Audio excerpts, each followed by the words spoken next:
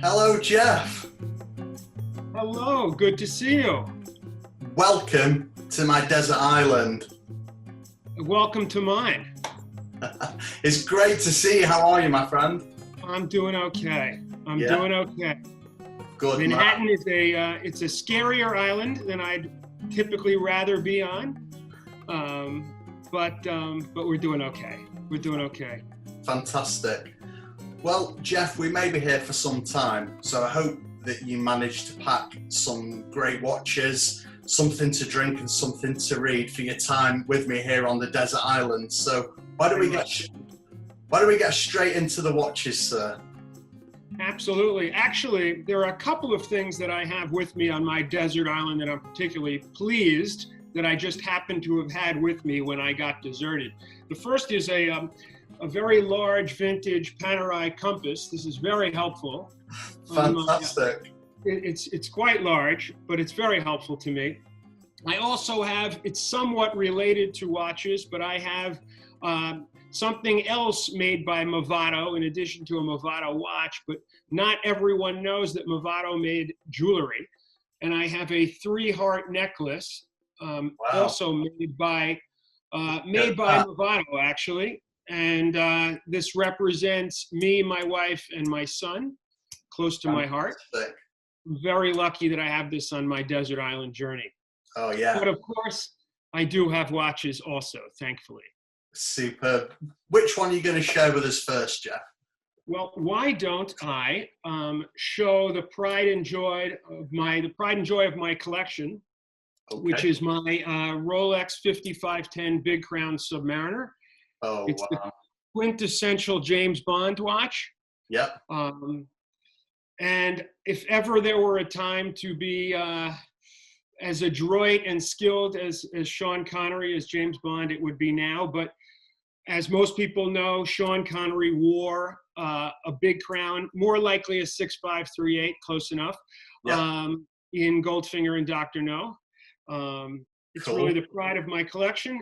The 5510 was made in 1 year only, in 1958. And it has beautiful red triangle insert and gilt hands. It has its big logo bracelet. Super. And I just love it. I've got a picture that I can share actually of this watch that you sent me. Here we go. What a stunning watch. I think for me, the Big Crown is just one of the ultimate coolest watches that you can get. Particularly, well, I mean, certainly with Submariners, but maybe one of the most balanced, perfectly designed watches of all time. I love that. I'm fortunate to have it. I bought it 8 years ago. It hasn't left me, and I really cherish it. And it's funny that the guy who sold it to me sort of had to convince me at the time, and he's not let me forget that I had to be convinced to buy this 8 years ago. That was a guy named Jed McCormick. Oh, this is one of Jed's watches, of course. Yes. And Jed never lets me forget, rightfully so, that he had to twist my arm and convince me to buy it. Wow. Wow. Here's a wrist shot of it. What a great watch. Stunning watch. Perfect for a desert island. It's a Submariner. Yeah. It's an oyster case. It's about 40 millimeters. Yeah. It's got a great gilt dial with copper hues and of course it's radium. Yeah. It's really almost the cornerstone of my Submariner collection. Fantastic. I think for me that big 8mm Brevet winding crown makes those watches. When you put one on your wrist, it kind of jumps out at you, doesn't it? That's always been my feeling with the Big Crown. Yes, I agree. There's really nothing like a Big Crown. Yeah, absolutely. When you have a Crown Guard Submariner, you always sort of it's the aspirational Submariner. Yeah, of course. Even small crowns, when you have a small crown, and I love them and I have them, and it's a close second to a Big Crown. It's the quintessential Submariner. Yeah, of course. Who doesn't want to pretend to be James Bond?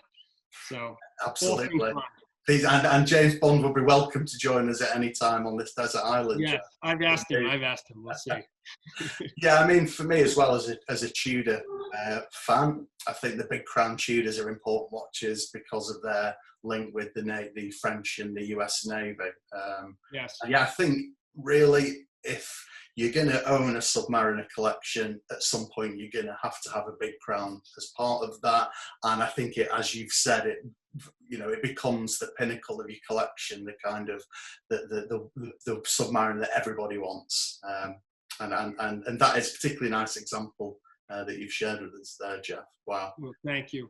Weren't the Big Crown Tudors also associated with Argentina? Yes. Yeah. We know of examples. I mean, the story's well told about them being developed in conjunction with the French Navy, but also at a similar time, the US Navy took delivery of a batch, and also the Argentinian Navy. So yeah, important watches, and as a big fan of Tudor submariners, the Big Crown is the one. And I think in terms of Rolex, the 5510, because it was only made for that 1 year, I don't know whether anybody could ever truly know how many were made. Maybe 200 to 300, I think, is the best guess, isn't it, for those watches? Yes, what a stunning addition to your collection. And not a watch you're going to give back to Jed anytime soon, I wouldn't have thought. No, he will not. He will not. It's just not going to happen. I don't have it in me to do that. Even if I needed to sell it, it would be too painful. Yeah. It would be a sad day indeed. Yes. So what else have you got tucked into your backpack there, Geoff? In the Submariner theme, because it's really my favorite reference, I have another watch that's always been very special to me. I bought this at auction at Phillips, I think 4 years ago. It's a 5513, but it's in immaculate condition. It's a gilt watch from 1963, and I think what makes it most special is that we refer to it as an underline double Swiss. Okay. And at the very bottom of the dial below the 6 o'clock marker, you see the word Swiss stacked twice.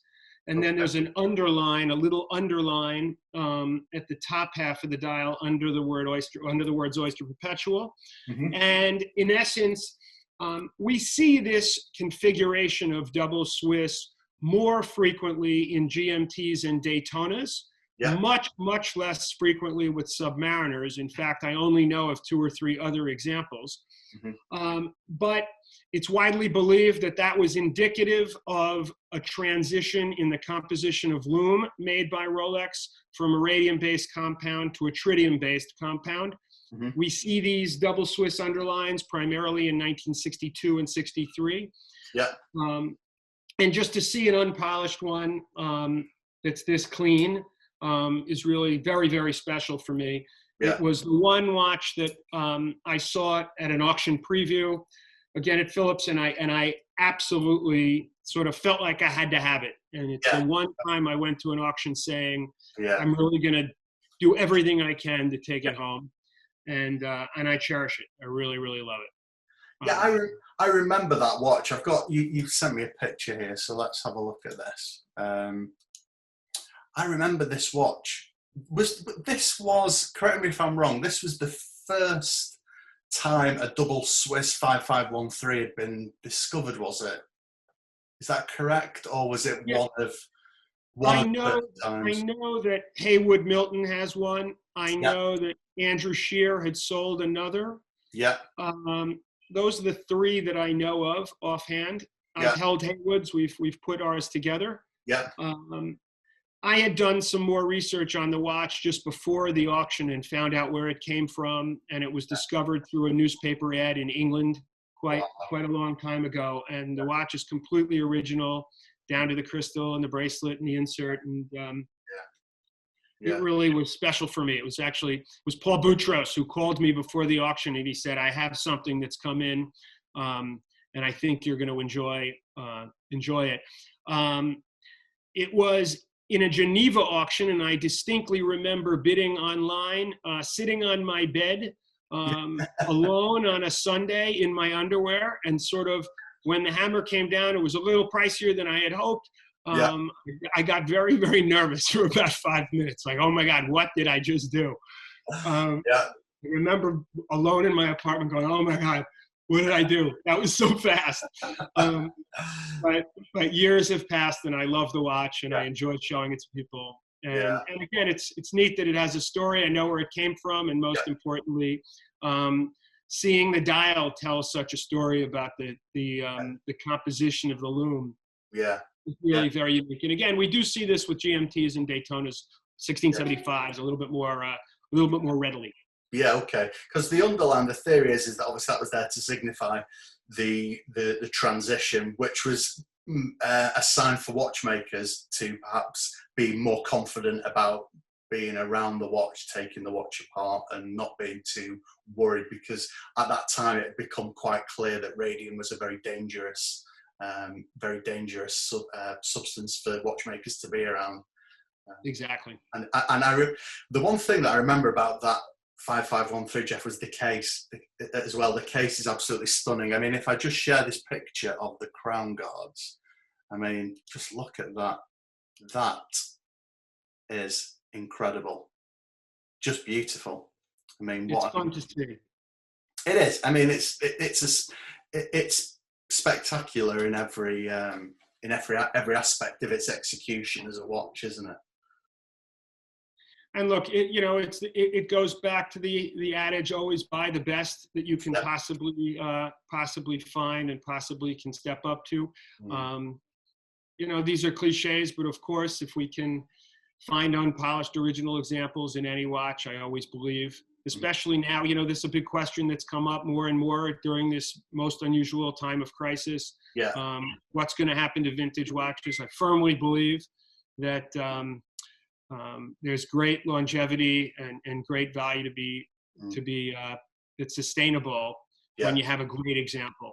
Yeah, absolutely. Quality always sells, doesn't it? It really always does. And in fact, I think that the coming year, or at least in the upcoming months, we will see fewer great watches sold publicly in the near term. Yeah. Because I think collectors don't necessarily need to sell now, and great examples they don't want to let go of. No, absolutely. Myself included. Yeah. Just touching on that, you're one of the specialists at Phillips New York. Is this a question that you are getting a lot from people at the minute? What your view is about the market? And I know you can't answer that question, but is that something that your clients are concerned about? Or what's the general feeling for you in terms of your professional position with Phillips? It's certainly a question that's on every collector's minds, but I will tell you the question that comes to me all the time. It's probably come to me 20 or 30 times in the last month. And it comes from, a certain collector gene, and I understand it. I have been asked a couple of dozen times, oh, if you see any bargains, please let me know. I'm a buyer. So I've gotten that call so many times. There's an innate almost hope that all of a sudden great watches will become available in a time of distress. And the reality is 5-6 weeks have passed, and the number of great bargains for great vintage watches that I've been offered is zero. Right. Okay. Yeah. So everybody initially maybe innately hoped, boy, there's a crisis. There'll be an opportunity to buy something at a much distressed, lower price. And that just hasn't happened. I think the reality is the majority of people that are collecting great vintage watches don't really need to sell. They didn't buy them to produce a yield, but they bought them because they love them. And yes, there's an investment side to them. Of course, these are expensive objects, but the reality is most of the vintage watch collectors, at a certain level, don't need to sell. They love their watches, and they're not going to sell. And if they do want to sell, they're more likely to say, now may not be the best time. I'm going to hold on to them. And I'm going to wait a little while and wait for the crisis to pass. So I actually think we may see fewer great watches. And because of that, that will further lend credence to the theory that prices will not dip materially on these items. Yeah. And lastly, there is a reality. In the US alone, we just printed $2 trillion, and we're going to print some more. Yeah. And that's happening all over the globe. So there's so much money being printed that I think there is some truth to saying that money is worth a little bit less. All of that money has to go somewhere. It doesn't go in people's piggy banks and just sit there. No. So it has to go somewhere, and I think that cash is worth arguably a little bit less now than ever before. Yeah. And that suggests that commodities, like a great vintage collectible, like a great vintage watch, will hold its value more than ever before. So that's my view when it comes to top quality vintage watches. Yeah. And that's the differentiator, isn't it, between vintage watches and then top quality. It's like the cream on top of the milk. You know, you might have a whole pile of watches, but there's only a small percentage of those that you can genuinely say are top quality. And those things are always great things to have and to be, you know, in ownership of, because number one, probably they're going to do okay in the long term and mid-term, but also they're just fantastic works of art to own as well as part of the collection. So no doubt. And you know, during this time, there's also a practical issue, and that's the logistics side of this. And the reality is most people, when they're buying a top quality vintage watch or considering making such an acquisition, they want to see it, they want to feel it, they want to hold it, they want to loop it. Yeah. And for the most part, that's a difficult proposition at this moment. Will it pass? Of course it will. It's probably a couple months away. But at this very moment in time, it's very difficult to ship watches. There's a much higher risk. And I think that it becomes a much more difficult proposition for someone to try to sell a top quality watch because the buyers can't see it in person. Yeah. And that's just the practical realities of what's happening now. Yeah. But I'm as bullish as ever on top quality vintage watches. Good stuff. Good man. So on to watch number 3. Watch number 3, because you know, I'm on a desert island and I'm going to be swimming during the day for sure. So I'm going to be using my 5510 and my 5513. Yeah. But at night when I'm under the palm trees, I need to be a little bit more comfortable. So we have smaller cases. So we're going to move from 40 millimeters to 36 millimeters. And I have a little bit more of a dress watch. This is a 1603 Datejust from 1961. Wow. It has a couple of very unusual traits to it. Number one, it's a beautiful gilt dial with very unusual Delphine hands. And most importantly, and I don't know if you could see it, the bezel is something we call a bamboo bezel. Yeah. It has these little serrations. It's most uncommon. Yeah. Perfect to have a bamboo bezel under the palm tree. And this came from the original owner. It's really the only watch I have that has a total complete set. It was found in Montreal. The owner kept everything. It's in unpolished, terrific condition, but it's just this beautiful, very elegant, unique configuration for an otherwise iconic reference. It's a Datejust. It's 36 millimeters. It's very comfortable. The Jubilee bracelet is particularly comfortable. But seeing it in this configuration was very exciting when it was offered to me about a year ago. I've only seen one or two like it. I know the same configuration has been seen in silver dials, but not in black. It does read radium, but it's a super special watch. And amazingly, it's by no means my most valuable watch, but it may be the watch that gets the most attention when I bring it to a gathering. I remember bringing all of my watches to Rolex Fest, the big gathering last year in New York, and I think the watch that got the most attention was my little Datejust. It actually surprised me. So it's a little bit eye-catching because It's an otherwise iconic reference in a very unique configuration.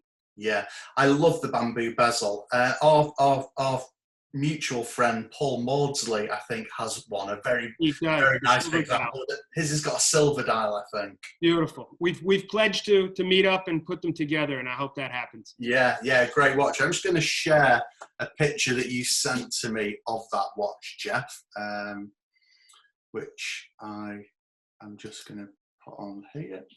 Yeah, and again, as you say, it's just a classic dress watch, isn't it? Lovely, really great watch. And yeah, interestingly, I agree with you. The Jubilee bracelet is so comfortable to wear. And to you, I was never a Jubilee fan. For me, it was oyster bracelet or leather strap. But then I tried a Jubilee and I couldn't believe how comfortable. It's almost like liquid on your wrist, isn't it? I completely agree with you. You know, as a Rolex sport collector, despite the 1675 often appearing and often originally being sold with the Jubilee, for the most part, my collection has always been oyster riveted bracelets. Yeah. And as a result, maybe you're a little less prone to wearing a Jubilee, but when you put it on, you realize, wow, there's really something to this. This is really comfortable. Yeah. And the truth is, they fit better in more cases than not. Yeah, definitely. I think also for me, the Datejust is a great kind of entry point for people as a vintage Rolex, but also the breadth of variations in dials and references, right back from the Overtone watches in the 50s, right up to the modern watches with with diamond set cases and dials. There really is a kind of whole collecting theme that you can really deeply get into with the Datejust. That's accessible at the kind of the entry level of watch collecting, right up to some of the serious Datejusts that sell at auctions for sometimes more than a gilt dial sports Rolex. And I think that's, for me, what makes it one of the most fascinating vintage Rolexes that collectors can get into. Do you notice that people are paying the Datejust a lot more interest than they would have perhaps done in the past? I think so, and you touched on the exact reason, because it really provides a great, very accessible entry point.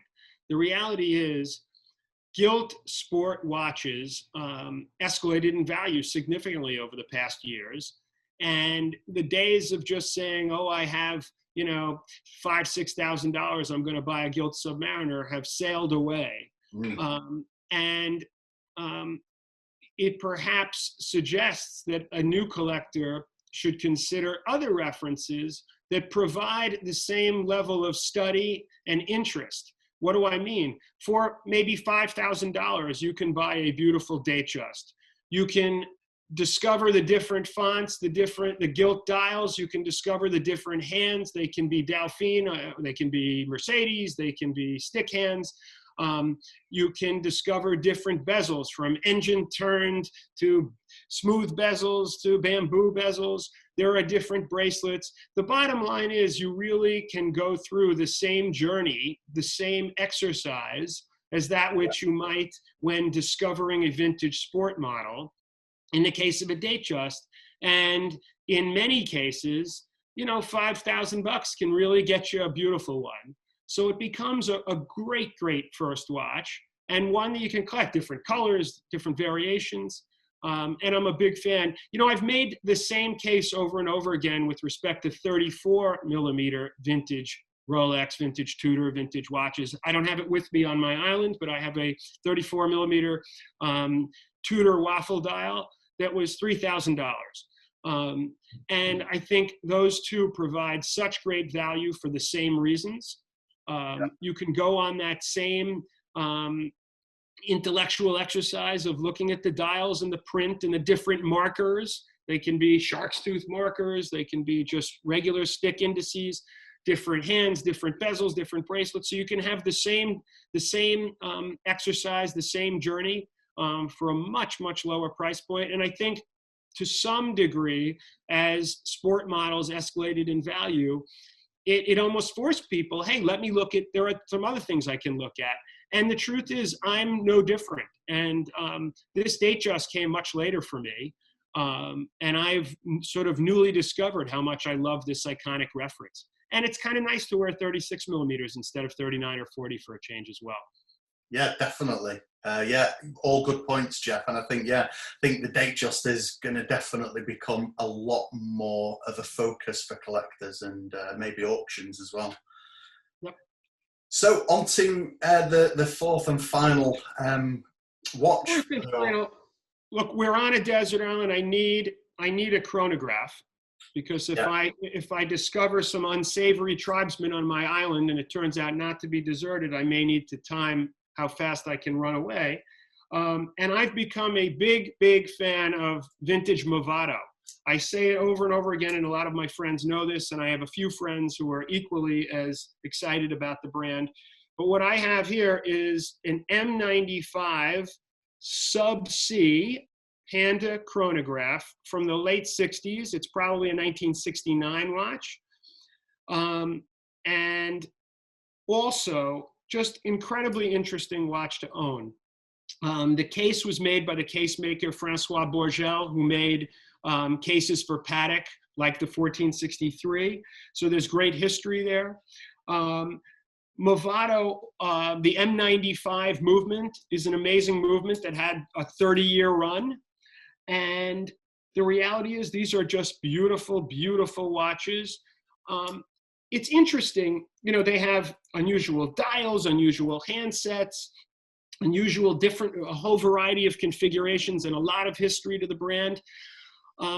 The interesting thing is, it wasn't long ago that I felt as though people didn't pay attention to Movado at all. Now there really is a strong collector base that's growing. And while that base is still not enormous, it keeps prices from going totally crazy. But I will tell you that when a great vintage Movado comes up for sale, it goes immediately. I've seen this now at least a half a dozen times in the past year on Instagram. A watch gets posted, a great vintage Movado gets posted, and it gets snapped up very quickly. There is a handful of people that really, truly love the brand. And it's one of the few brands that I can say right now that I think is really actually in growth mode in the collector community. So I'm a big fan. This watch came in multiple configurations. This M95 Sub-C. This is a Panda without a tachydial. They made it with a tachydial. They made it as a reverse Panda in black, gilt, matte. They made silver linen dials. So also a Movado sort of Jubilee bracelet, very comfortable. And just a watch I love. A watch I love. I'm going to share a picture of this, Geoff, that you were kind enough to send through. Really, really such a stunning watch. I mean, again, we talked about this, I guess, or we touched again on this with the Datejust. The steel chronograph market has become, it's exploded, hasn't it? I know there have been a lot of interesting books written on the subject. The Pucci book is one that comes to mind.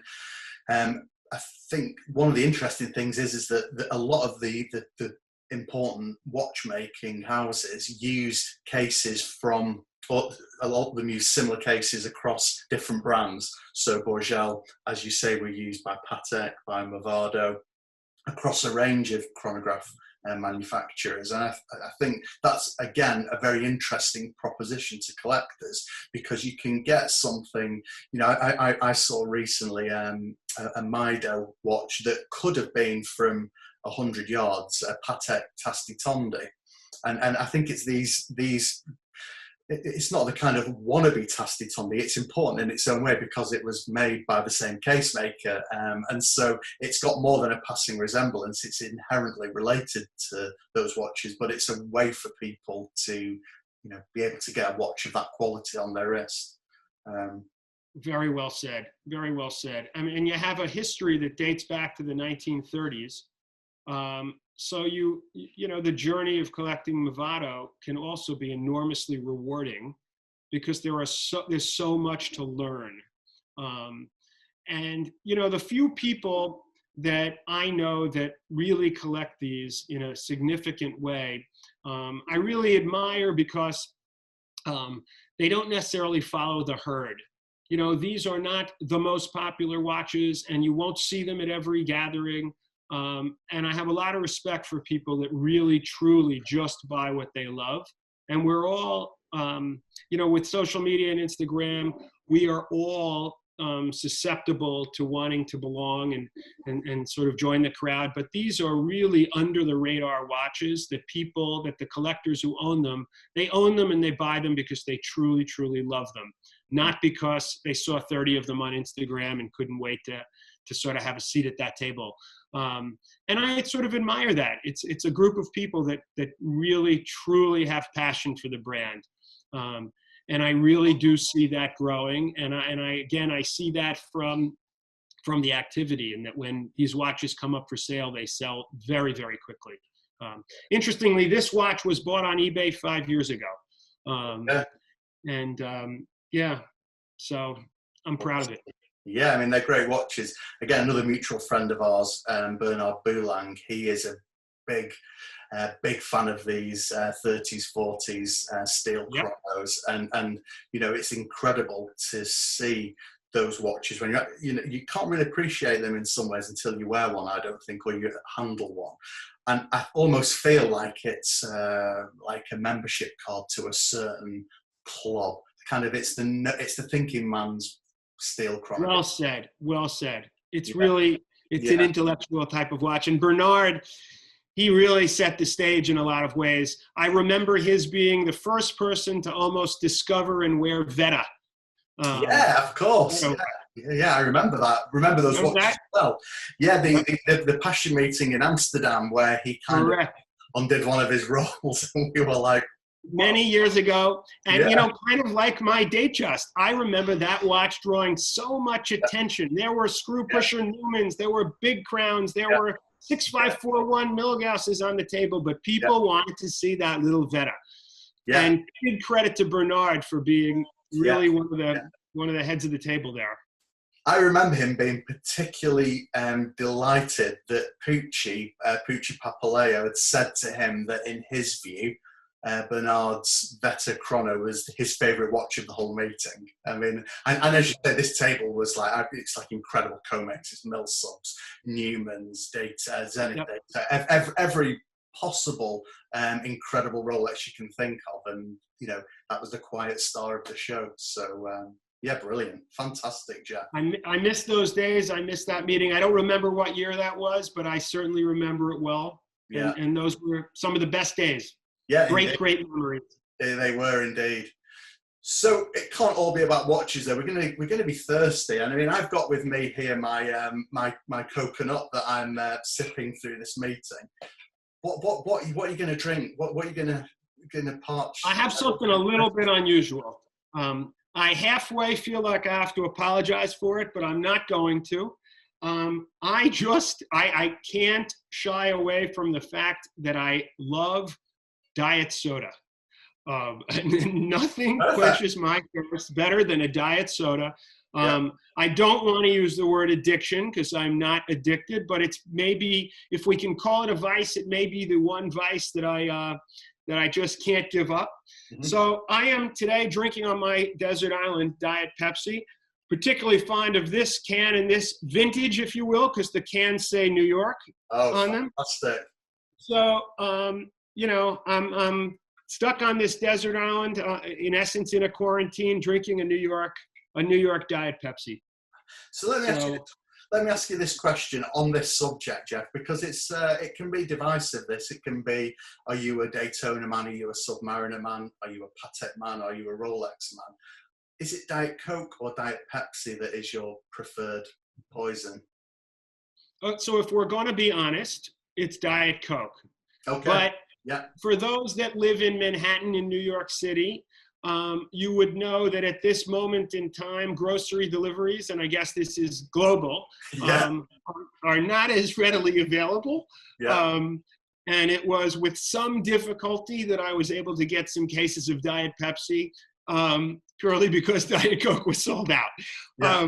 But I'm okay. I'll get by. Yeah, but I love them both. you didn't have to exchange a great watch for the drinks, though, did you?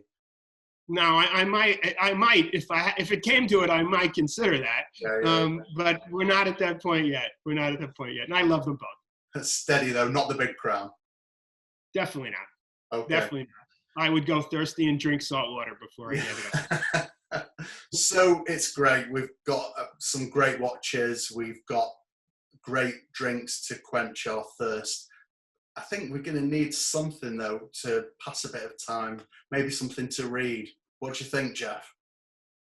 Well, absolutely. You need something to read. And again, in the spirit of the 5510, as so many people know about me, I'm just a tremendous James Bond fan and a significant collector of James Bond memorabilia. And that goes beyond watches. I have vintage posters. I have vintage Aston Martin models. I have sort of vintage guns, all with ties to James Bond. So in that vein and in that spirit and consistent with that notion, I have on my desert island the Essential James Bond. Wow. It's by Lee Pfeiffer and Dave Worrell. And basically it covers all the James Bond movies up until, somewhat recently through Tomorrow Never Dies. And of course, beginning with Dr. No.